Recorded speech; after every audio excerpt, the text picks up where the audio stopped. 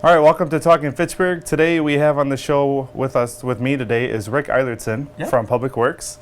And today we're going to talk a little bit about solid waste collection.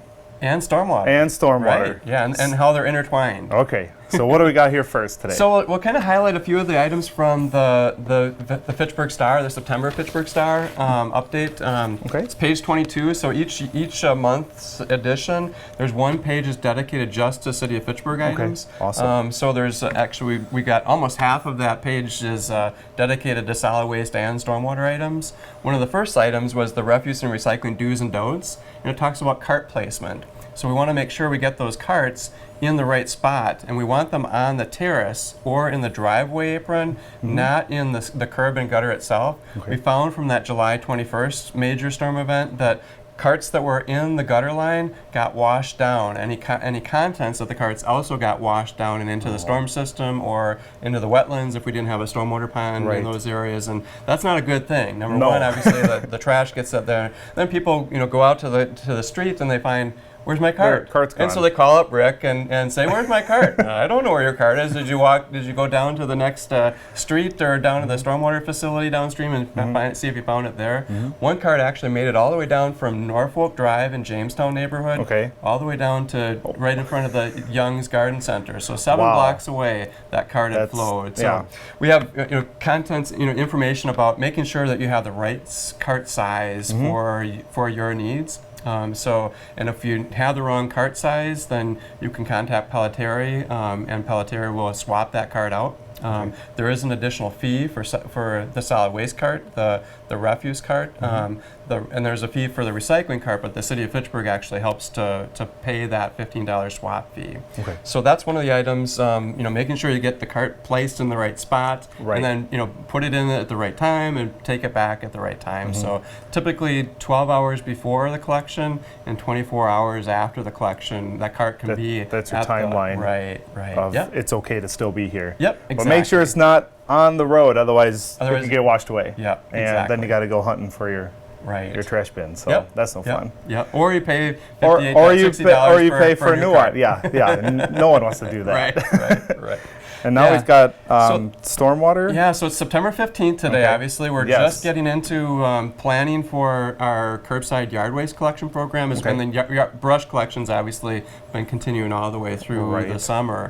But yard waste will start collecting in here in October and November. We're already starting to get quite a bit of yard waste at the recycling drop-off site, which is great. But we also want to remind people that you can actually take care of a lot of that yard waste, the leaves and grass clippings, right on your own yard. Mulch that in, either in your grass areas itself or use it as mulch under trees and tree rings and so forth. It's oftentimes it can be less work for you than bagging it at the curb. But if you do want to have us pick it up, we'll have Pelletary pick it up, but they'll only pick it up if it's bagged or containerized. So it can be an open container or it can be a bag that's not, if it's a single-use bag, we don't want that bag tied.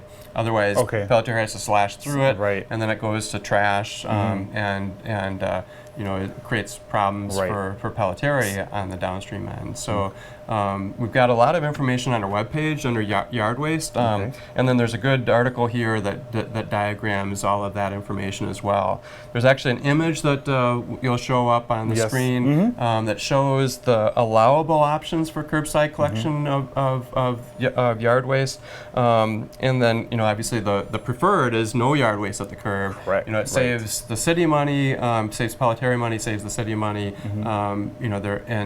We do make the yard waste available, the drop-off site available for people to take yard waste there. And the next one would be the reusable bags or containers. We do sell the reusable yard waste poly bags right here at City Hall. They're huge. 60-gallon bag size, which is very appropriate. Still light enough, unless the leaves are just totally saturated. It's still light enough. It's less than 50 pounds full, so it's not a problem for Pelletary or the resident to pick up, and it's worked out really well. We've actually gotten a lot of positive comments from residents about that. Awesome. And are those available still right now at They this are, time? yeah, right Here here at at City City Hall, right? Hall. Okay. Yep, yep. So the first, if you haven't already gotten a yard waste poly bag this year, and you pay for curbside collection, then you get one free bag, Okay. and then beyond that, they're just $2 per bag, as Okay. long as they're available. And we still have probably a good 200 bags Awesome. yet still. So we should be good for at least through October, hopefully. Okay. And so come down and get your bag so you can Right. have that reusable bag instead of wasting those plastic bags every Exactly, time. and those reusable bags work out really well for people to take yard waste to the drop-off site. Oh, of course. You can just put it in And their just trunk, dump it and then right, take it back home. Yep, and they fold up nicely, so they don't take up a lot of space in the garage. Right. And you said, your best option is no yard waste, to use it yourself. So That's use it in really your garden, preferable, use yeah. it where you said around your tree ring. How would people go about, how do you mulch?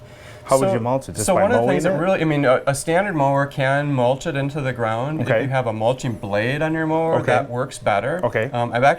So it was my birthday yesterday, and, Oh, and my wife well, happy gave me belated birthday. Yeah, my wife just gave me a mulching electric mower, so I'm There you go. anxious to try that out I and bet. see how that works. I had a mulching gas mower before, and, Okay. and so I'm You got an electric one. I'll provide some information on Okay. that at one of the upcoming Awesome. Talking Fitchburg Well, I'm segments. excited to hear how that works out for you. Right, yeah, yep. And then you say today's a special day for...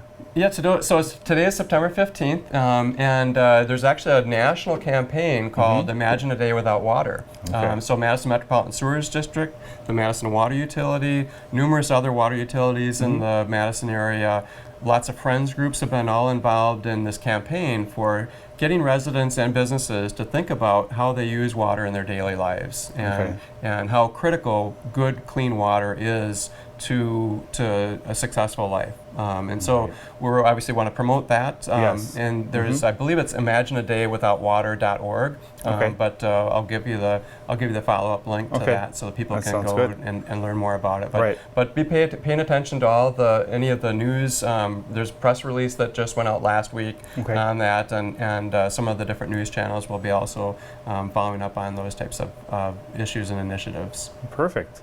Well, thank you, Rick, for coming down today and give us this information. Again, Definitely. you got a lot of information is in the Right. Fitchburg Star. So what'd you say, page 22? Yep. Check it out. There's a lot of stuff online as well on the city And our website. solid waste webpage has a lot of that content as well. So if you have any questions, contact down here. You can contact Rick. I'm sure he's happy to take some questions so we can have no waste out there. Right.